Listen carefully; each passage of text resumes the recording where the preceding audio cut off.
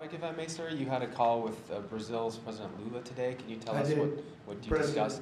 Yeah, we had a great talk. We talked about trade. We talked about sanctions, because, as you know, I sanctioned them, having to do with certain things that took place.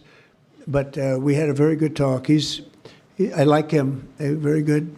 Pode esperar, muita coisa vai acontecer. Pode esperar. Você está vendo o meu sorriso de Mona Lisa aqui, é porque eu estou convencido que vai acontecer boas novidades. Antecipa para a gente, presidente. Antecipa. Não, é que determinadas conversas entre dois chefes de Estado, a gente não pode ficar divulgando tudo que a gente conversou, porque as coisas vão ter que acontecer envolvendo outras pessoas. E aconteceu, gente. Começa no blá blá blá, em todas as redes do Metrópolis, no X, no YouTube, no Spotify, etc. Então, começamos a 1000 por hora, assim como está Lulinha. Lulinha tá feliz. Mais uma vez, graças à negociação dele, chegou aí um resultado que ele queria, que foi o fim da sanção contra o Alexandre de Moraes e sua família. Não tem mais Magnitsky para Xandão. Lula prometeu. Falou, olha, vou conseguir negociar as taxas, mas eu quero acabar com essas sanções. Já foi-se embora agora o maior alvo dos Estados Unidos por hora, que era o Xandão, agora livre das sanções da lei Magnitsky. Eduardo Bolsonaro de luto, o filho do Bolsonaro que trouxe a Magnitsky para cá, já está acusando golpe na internet. Boa tarde, Noblar. Boa tarde, Guga. Estamos ambos de branco hoje. Só quem entende de candomblé sabe o que é que isso significa. E quero registrar que a nossa querida amiga de bons tempos que eu trabalhei no Globo, a Flávia Oliveira, também. Pode ver, toda sexta-feira ela está de branco, ela sabe das coisas. Mas o impressionante nessa coisa da decisão do Trump de retirar as sanções da lei Magnitsky contra a família Moraes o fantástico disso é o seguinte: é a primeira vez, que a aplicação da lei Magnitsky é retirada a alguém, e no espaço menor de tempo da história. Não é apenas, retirei. Não, retirou e retirou rapidinho, e retirou pela primeira vez. Eita. Pela primeira vez na história da lei Magnitsky.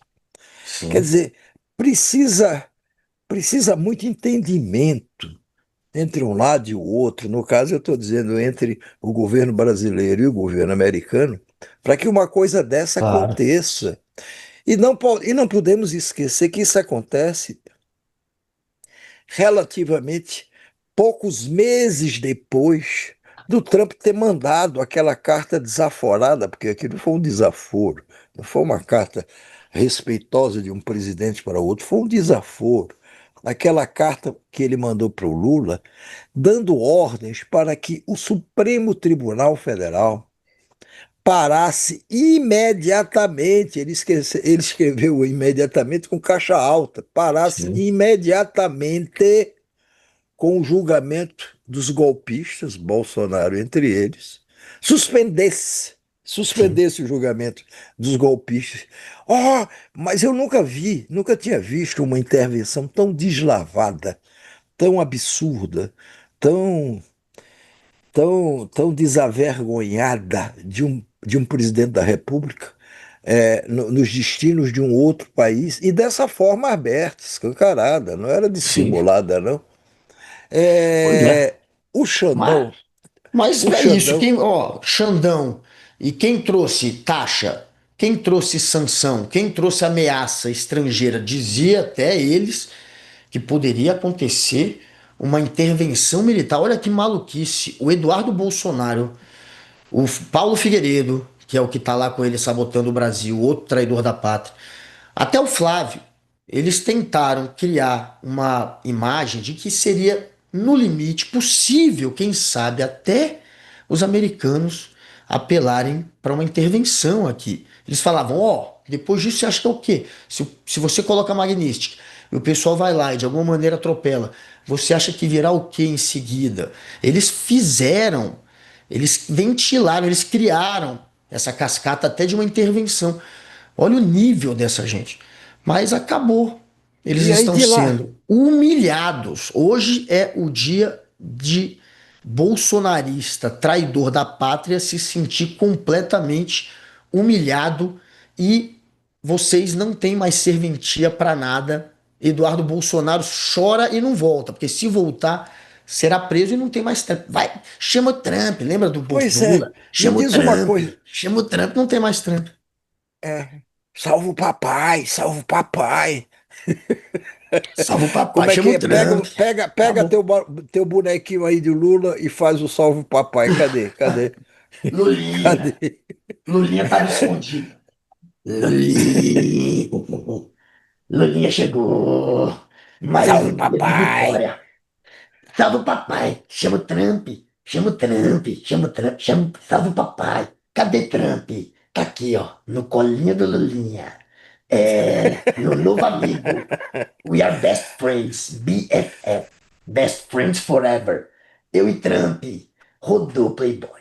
Agora fica aí que se voltar, Xandão vai te pegar. É isso. Agora não fica como é, debochando demais, sendo cruel demais com teu ex-amigo Meu Flávio parça, Bolsonaro.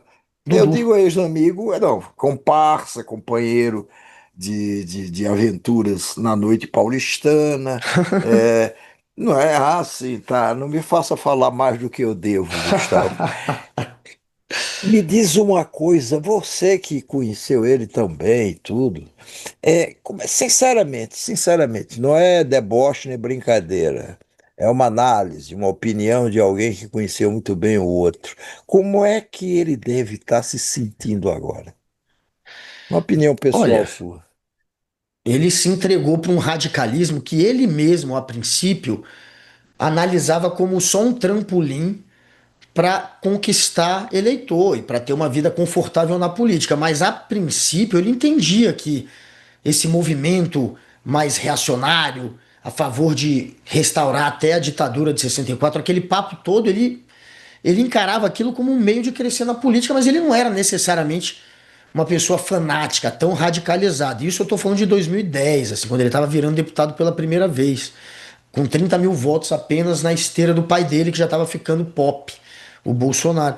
Mas ele se transformou, Eduardo, esses últimos anos, né? Ele foi mergulhando, enfim, nessas teorias da conspiração da extrema-direita contra o globalismo, antiglobalismo, essa bobagem toda, enfim, que eles tentam vender de guerra cultural também contra professor, criminalizando a esquerda o tempo inteiro, chamando artista de pedófilo, indo para um.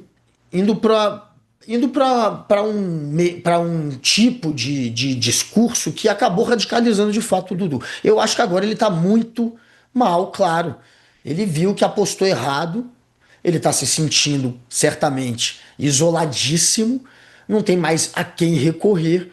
Eu acho que agora ele está, na verdade, desesperado, porque ele quer voltar para o Brasil. Ele não quer passar o resto da vida nos Estados Unidos, tendo que ficar como uma espécie de foragido ali, como era, por exemplo, o Olavo de Carvalho ou é o Paulo Figueiredo hoje.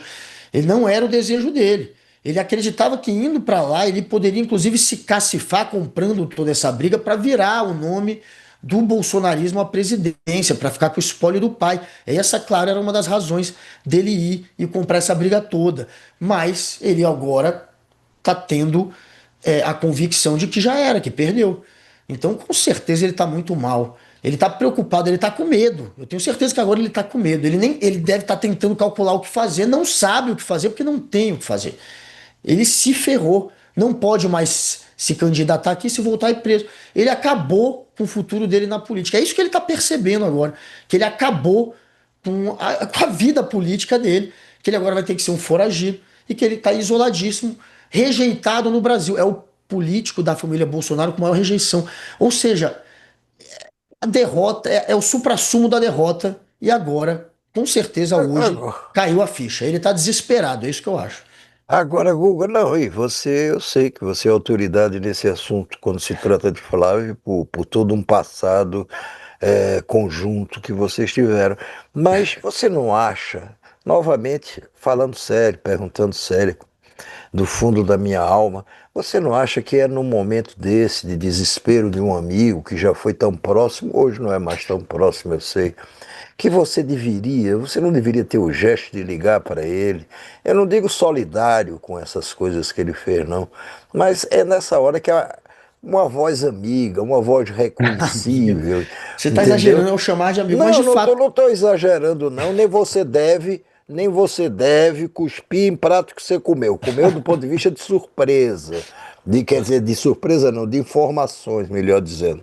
Você não acha que era hora de ligar para ele, Não, não? mas é Porque uma veja, boa. mas Que eu são? sei que você não vai querer responder, nem vai responder a sério essa pergunta. Você já está louco para que eu mude de assunto. Mas não dá para mudar de assunto agora, não, porque o Dudu soltou uma nota que, Soltou. claro, ele é incapaz de redigir. Não sei o Paulo Figueiredo, que eu não conheço, se é capaz de redigir a nota, mas enfim, soltou uma nota muito triste hoje, muito abatido. Poxa. O Alice, como foi uma nota por escrito, quer dizer, ele não leu nem nada, olha aí. Recebemos com pesar, parece assim, recebemos Morreu. com pesar a notícia da morte, não sei, não, Morreu, é luto. recebemos com, é luto, recebemos com pesar a notícia da mais recente decisão anunciada pelo governo americano. Somos gratos pelo apoio que o presidente Trump demonstrou ao longo dessa trajetória e pela atenção que dedicou à grave crise de liberdades que assola o Brasil. Lamentamos que a sociedade brasileira, diante da janela de oportunidade que teve Uau. em mãos, não tenha conseguido construir a unidade política necessária para enfrentar seus próprios problemas estruturais. A falta de coesão interna no Brasil e o insuficiente apoio às iniciativas conduzidas no exterior dele e do Paulo Figueiredo contribuíram para o agravamento da situação atual. Vamos ao final da nota, Alice. Ou é só esse? Esperamos, sinceramente, que a decisão do presidente Trump seja bem sucedida em defender os interesses estratégicos dos americanos, como é seu dever. Ainda está dando um esporrozinho, não está, no Trump? Esperando que o que Não, ele ele. fez aí, olha, dê certo aí, pelo menos para eles. É, Não é? é. Pelo menos para eles. Tá acusando o golpe. Aí diz, quanto a nós que encara palha, né? Quanto a nós, continuaremos trabalhando de maneira firme e resoluta para encontrar um caminho que permita a libertação do nosso país no tempo em que for necessário e apesar das circunstâncias adversas. Que Deus abençoe a América e que tenha misericórdia do povo brasileiro. Quer dizer, ele está dizendo aí, veja nas entrelinhas o seguinte, que o Trump fez esse negócio aí, olha, assim, isso, tomara que dê certo aí para os interesses americanos, porque para os nossos não vai dar, é isso que ele está dizendo. E aí está dizendo o seguinte, e aí Deus abençoe a América e tenha misericórdia de nós. Quer dizer, o ato do Trump de punir o Alexandre de Moraes, de sancionar outros ministros do Supremo, ministros mesmo do governo Lula, e de tarifar os produtos brasileiros exportados para os Estados Unidos, era, era correto, estava tudo ok, e agora, como isso tudo deu para trás, Deus tem de ter misericórdia pelo Brasil. É um insano. É um cara que aposta na ignorância coletiva para não entender o que aconteceu. Pois Ele é. perdeu. Ele foi Perdeu para os feio. Estados Unidos com a missão de tentar salvar o papai e perdeu. Perdeu tudo. Virou o maior eleitor do Lula, né? Todo mundo tá fazendo piada com ele, Todo mundo coitado. está dizendo isso. O maior eleitor de Lula foi. Olha, temos que reconhecer. Por Ó, mais restrições que façamos ao Eduardo Bolsonaro, ele prestou um papel relevante para olha, só uma coisa. desmascarar o próprio bolsonarismo. Hein? Teve aqui nos comentários um comentário pago aqui do Lucas Oliveira que